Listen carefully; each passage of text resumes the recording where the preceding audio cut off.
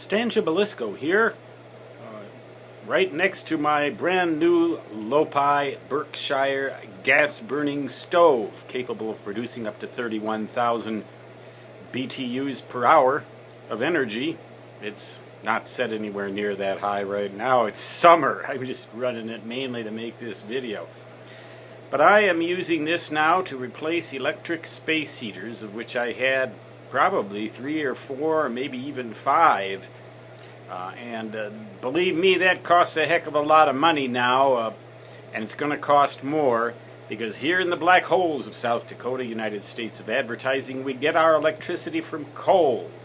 And coal-fired power is going to become more and more and more expensive, as our venerable president promised prior to his election.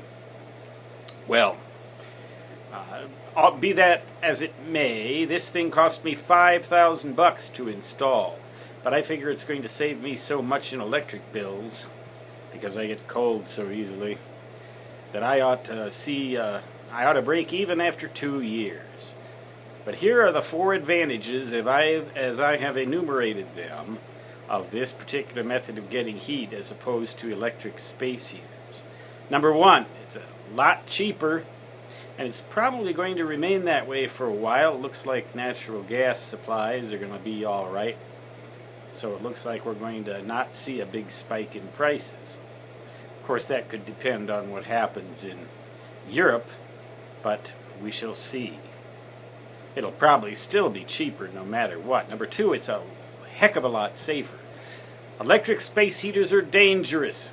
There's no two ways about that. I've got 3 or 4 of them in the bed of big number 8, my pickup, that demise themselves in a dangerous way. And that's not too likely to happen with this thing.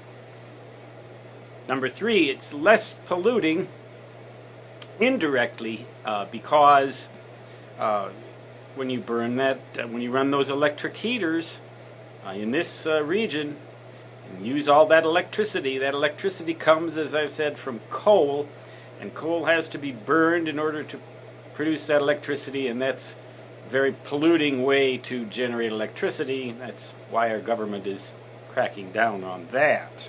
Well, this is a heck of a lot cleaner burning, and so it will pollute a lot less, and it's a lot more planet friendly then. Number 4, and this is pretty important here too, this thing has a little device in it that'll keep it running for up to 20 days in the event of a power failure. Electric space heaters might run for about 20 milliseconds before they get cold. So those are the 4 advantages of this method of heating, and I'm looking forward in a way to winter so I can be comfortable for a lot less money. And winter improves my appetite, and God knows it sure could use improving. Stan Jabalisco signing off. Until next time, so long.